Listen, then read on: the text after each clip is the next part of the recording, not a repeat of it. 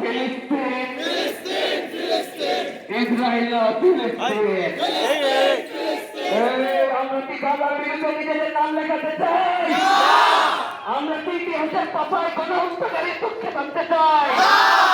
আমরা কি বাংলাদেশ আর্মিকে ইসরায়েলের পক্ষে পাঠাতে চাই?